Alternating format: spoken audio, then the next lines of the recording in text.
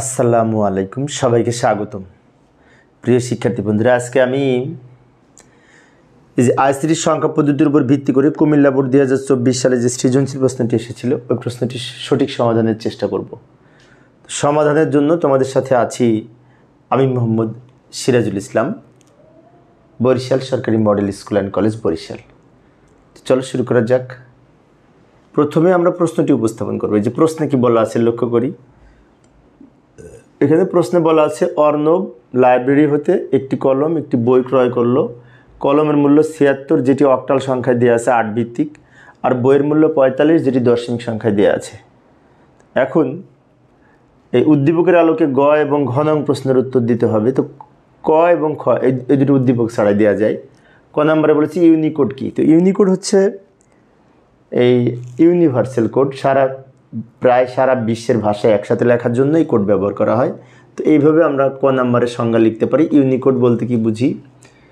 বিশ্বের ছোট বড় সকল ভাষা কম্পিউটারে ব্যবহারের জন্য, কম্পিউটারের মাধ্যমে লেখার জন্য যে কোড ব্যবহার করা হয় তাকে ইউনিকোড বলে। ইউনিকোড ব্যবহার করে সারা পৃথিবীর ভাষা লেখা যায়। ইউনিকোড সাধারণত 2 বাইট বা 16 বিটের কোড। আমরা জানি 1 বাইট সমান 8 বিট, তাহলে 2 বাইটে 16 বিটের কোড। এখন যেহেতু 16 বিটের কোড, সেই জন্য 2^16 সমান 65,536টি প্রতীক ব্যবহার করে এই ইউনিকোডের আলাদা আলাদা এই প্রতীক লেখা যায়। তো এইভাবে ক নম্বরের উত্তর দিতে পারি। আবার উদ্দীপকে ফিরে যাব। খ নংয়ের জন্য খ নংয়ে বলেছিল 8 আর 8 যোগ করে 10 সম্ভব কি ব্যাখ্যা করো। এটা দুইভাবে ব্যাখ্যা দেওয়া যায়। একটা হচ্ছে 8 আর 8 যোগ করে 16, 16কে যদি হেক্সাডেসিমেলে রূপান্তর করি 10 হয়। আবার যোগফল আকারেও দেখানো যায়। তো যাই হোক, আমরা এইভাবে ব্যাখ্যাটা লিখতে পারি, সমস্যা নেই। হেক্সাডেসিমেল সংখ্যার যোগফল নির্ণয়ের ক্ষেত্রে 8 আর 8 যোগ করে যোগফল 10 হয়। 8 আর 8 যোগ করে হেক্সাডেসিমেলে 10 হয়। কীভাবে 10 হয় এই জিনিসটি আমি দেখিয়ে দিচ্ছি। 8 লিখলাম, যেমন এই 8 লিখব, এর নিচে এই 8 আর 8 যোগ করে কত হবে, তাই না? তো এখানে 8 আর 8 যোগ করে 16 হয়। 16 হেক্সাডেসিমেল সংখ্যায় লেখা যাবে না, 15 পর্যন্ত লেখা যাবে। 15-এর মান f, আমরা তো জানি। তো হেক্সাডেসিমেল সংখ্যার যোগফল নির্ণয়ের ক্ষেত্রে যোগফল যদি 16 হয়, 16 থেকে 16 বিয়োগ করব। 16 থেকে 16 বিয়োগ করে 0 থাকে, 0। আবার বলছি, লক্ষ্য করি, 8 আর 8 10, 10 থেকে 8 আর 8 16, হেক্সাডেসিমেলে 16 থেকে 16 বিয়োগ করে 0 থাকে। ওই যে 16 একবার বিয়োগ করেছি, এর জন্য হেক্সাডেসিমেল পদ্ধতিতে 1 হাতে থাকবে। সেই হাতের 1 বামের সংখ্যার সাথে যোগ হয়, বামে কোনো সংখ্যা না থাকলে ওই 1 এখানে নামিয়ে দিব।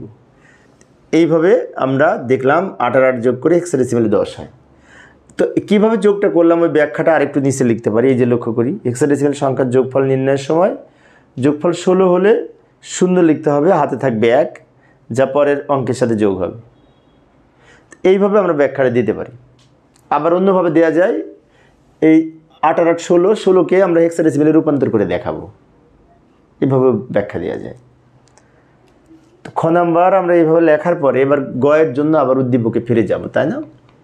তো এই যে উদ্দীপকে আবার ফিরে এলাম, গ নাম্বার। তো গ নাম্বারে বলছে উদ্দীপকে কলম এবং বইয়ের মোট মূল্যকে হেক্সাডেসিমেলে প্রকাশ করো। অর্থাৎ কলমের মূল্য দেওয়া আছে 76 যেটি অক্টাল সংখ্যা, আবার বইয়ের মূল্য দেওয়া আছে 45 যেটি দশমিক সংখ্যা। এখন আমাদের বলছে মোট মূল্যকে হেক্সাডেসিমেলে প্রকাশ করতে, মোট যে মূল্য হবে। তো মোট মূল্যকে যদি হেক্সাডেসিমেলে প্রকাশ করতে হয় তাহলে এই দুইটা আগে যোগ করতে হবে, সে যোগফলকে হেক্সাডেসিমেল এ রূপান্তর করা যাবে। এখন প্রশ্ন হচ্ছে, এটা অক্টাল, এটা দশমিক। এখন অক্টালের সাথে দশমিক যোগ করা যাবে না, তাহলে উপায়টা কি? উপায়টা হচ্ছে এই সংখ্যাটিকে আমরা দশমিকে রূপান্তর করতে পারি, ডেসিমেলে। তারপর সেই দশমিক সংখ্যার সাথে এটা যোগ করে যোগফলকে হেক্সাডেসিমেল করব। তো যাই, এইভাবে আমরা উত্তরটা লিখতে পারি। এই যে প্রথমে কলমের মূল্য 76কে দশমিকে যদি রূপান্তর করতে চাই তাহলে এই 7কে কী করব, বেজ 8 দ্বারা গুণ করব, যোগ এই 6কে ভিত্তি 8 দ্বারা গুণ করব। আমরা তো জানি, তাই না, অক্টাল থেকে দশমিকে রূপান্তর করার সময় এই বেজ দ্বারা গুণ হবে প্রত্যেকটা প্রতীককে। এরপর প্রত্যেকটা 8-এর উপরে পাওয়ার লিখব। এই 8-এর উপরে পাওয়ার হিসেবে 0, এটির উপরে 1। এবার আমরা সমাধান করব। 8কে পাওয়ার 1 করে 8, তাকে 7 দিয়ে গুণ করলে 27টা 56, যোগ 8কে পাওয়ার 0 করে 1, তাকে 6 দিয়ে গুণ করলে 6 1 6, 56 আর 6 যোগ করে 60 62 হচ্ছে। 60। এখন এই সংখ্যাটি কিন্তু এই দশমিক সংখ্যা। এবার এই আমাদের কি বলেছিল, প্রশ্নে বলেছিল মোট মূল্যকে হেক্সাডেসিমাল করতে হবে। তাহলে একটা সংখ্যা পেলাম 62, আর একটা সংখ্যা আছে 45 না কত জন্য বইয়ের মূল্য। এখন দুইটা যোগ করব। এই যে কলম ও বইয়ের মোট মূল্য হবে এই 62, এখানে পেলাম কলমের মূল্য, আর বইয়ের মূল্য প্রশ্নে দেওয়া আছে 45। এখন এটাও দশমিক, এটাও দশমিক, দুইটা এখন যোগ করতে পারি, সমান যোগফল হবে এত 107। 107 সংখ্যাটি দশমিক সংখ্যা, তাই না? এটা হচ্ছে মোট মূল্য। আমাদের প্রশ্নে বলেছিল মোট মূল্যকে হেক্সাডেসিমালে রূপান্তর করতে। তো এই মোট মূল্যকে এখন হেক্সাডেসিমাল যদি করতে চাই, তো এটাকে বারবার আমরা 16 দ্বারা ভাগ করব, তাই না? এই যে এখানে দাগ দিবে, এখানে দাগ দিবে, এটাকে হেক্সাডেসিমালের বেজ 16 দ্বারা ভাগ করব। তো 16 দ্বারা ভাগ করে ভাগ ফলে এখানে লিখবো, ভাগ শেষে এখানে লিখবো। একটা কাজ করি, এখানে ভাগ করে নিই। এই যে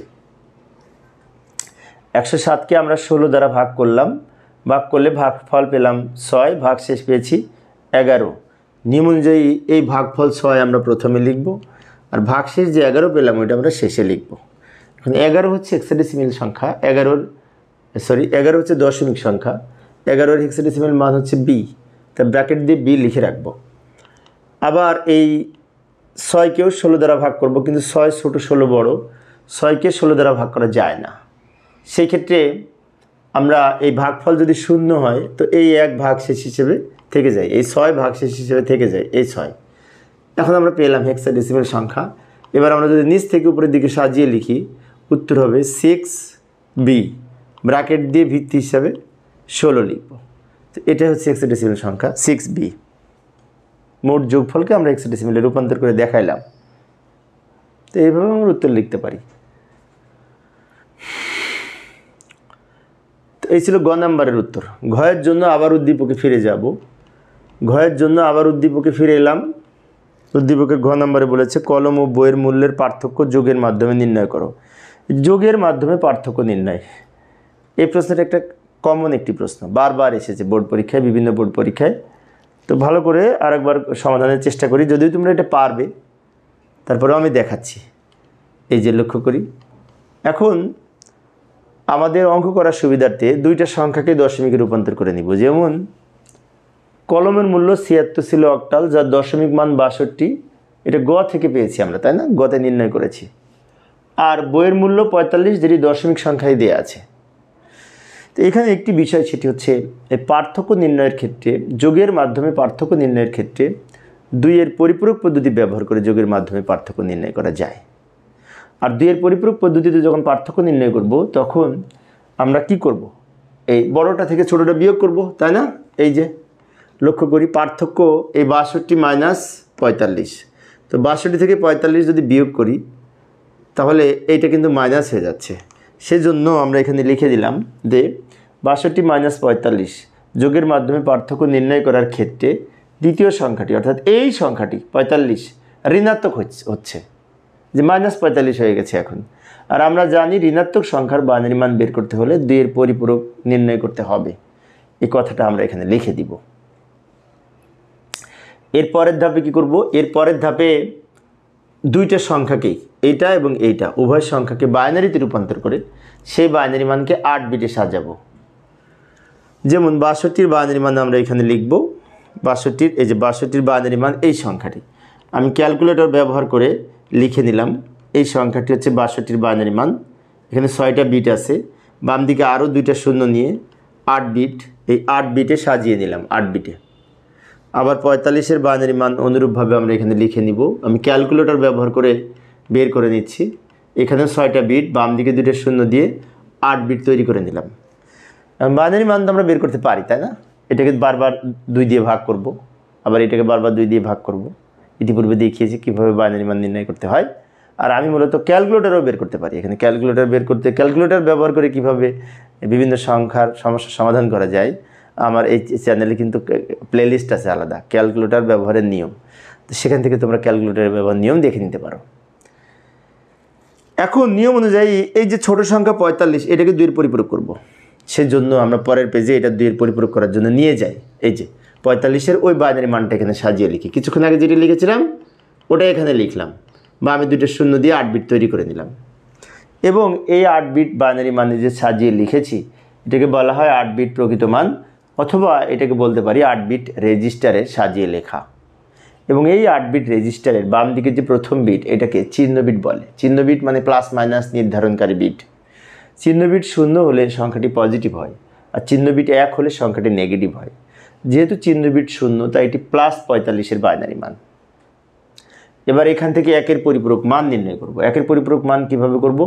জাস্ট এটাকে উল্টিয়ে লিখব। যেমন উপরে যদি 1 থাকে নিচে 0 হবে, উপরে 0 থাকলে 1 হবে, 1 থাকলে 0, 0 থাকলে 1, 1 থাকলে 0, 0 থাকলে 1। আবারও বলছি, লক্ষ্য করি, এখানে উপরে যদি 1 থাকে নিচে 0 লিখব, উপরে 0 থাকলে 1 লিখব। এইভাবে উল্টিয়ে লিখে যে মান পেলাম এটা হচ্ছে 1-এর পরিপূরক মান। এবার এই 1-এর পরিপূরক মানের সাথে 1 প্লাস করব, এখানে 1 যোগ করব, যোগ করে এইখানে যে মানটা পাবো সেটাকে বলা হবে 2-এর পরিপূরক মান। তো যোগ করি, এই লাইনের সাথে, যে এই লাইনের সাথে 1 যোগ করব। যেমন 0 আর 1 যোগ করলে কত হবে? 1 হবে। এই 1 নিচে নেমে যাবে, এই 0 নেমে যাবে, এই 0 নেমে যাবে, এই 1 নামবে, 0 নামবে, 1 1।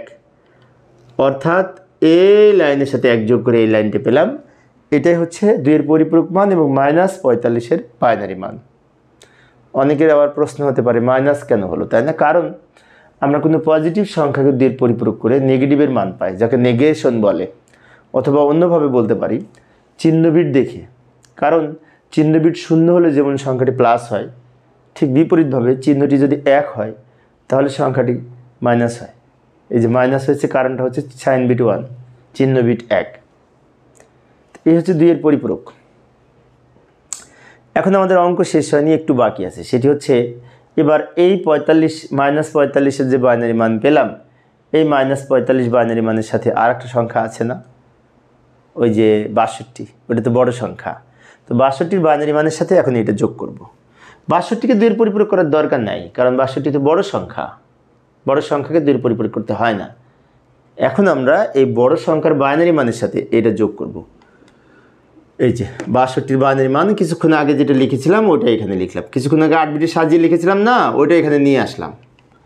আর -45 বাইনারি মান তো আমরা কিছুক্ষণ আগে বের করলাম ক্যালকুলেটর এই ইয়ের মাধ্যমে 2-এর পরিপূরক করে। -45-এর বাইনারি মান 2-এর পরিপূরক করে কিছুক্ষণ আগে বের করলাম, ওই মানটা ওখান থেকে নিয়ে আসলাম। ওখান থেকে নিয়ে এসে আমি এখানে লিখে দিলাম। এখন আমরা কি করব? 2টা যোগ করব, এদিকে যোগ করব, কিন্তু এইখানে আবার পার্থক্য নির্ণয় করব। আমাদের বলেছে যোগের মাধ্যমে পার্থক্য, তাহলে এদিকে যোগ করব কিন্তু এদিকে পার্থক্য নির্ণয় করব। তাহলে এই দুটার পার্থক্য হলো কত? প্লাস মাইনাস পার্থক্য হচ্ছে 17, যেটি পজিটিভ সংখ্যা। এবার এইটা যোগ করব, কিন্তু সেজন্য বলা হয় যোগের মাধ্যমে পার্থক্য। এদিকে যোগ করি, এই যোগ কিন্তু বাইনারি যোগ, খেয়াল রাখবো। 0 আর 1 যোগ করে 1, হাতে কোনো সংখ্যা নাই।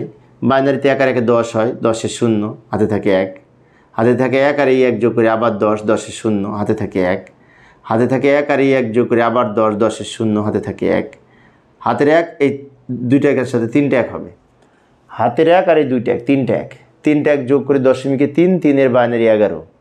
সেজন্য আমরা বলে থাকি 3টা 1 যোগ করে 11। অর্থাৎ এই হাতের 1 আর এই 2টা 1, 3টা 1 যোগ করে 11, 11-এর 1, হাতে থাকে 1, হাতের 1 আর এই 1 যোগ করে আবার 10, 10-এর 0, হাতে থাকে 1, হাতের 1 আর এই 1 যোগ করে 10, 10-এর 0, হাতে থাকে 1 আর এই 1 যোগ করে 10-এর 0, হাতে থাকে 1, সেই 1 বাম দিকে লিখে দিব। এবার এই যে বাইনারি মানটা পেলাম এটা হচ্ছে এই 17-র বাইনারি মান। এখন অনেকের প্রশ্ন হতে পারে এত বড় সংখ্যা তো 17-র বাইনারি মান হবে না। হ্যাঁ, কথা সত্য, এত বড় সংখ্যা 17-র বাইনারি মান হবে না। 17-র বাইনারি মান হচ্ছে এইটুকু। এখন অনেক শিক্ষার্থীদের মনে হতে পারে বাম দিকেরগুলো কি? বাম দিকেরগুলো সম্পর্কে একটু ব্যাখ্যা দিচ্ছি।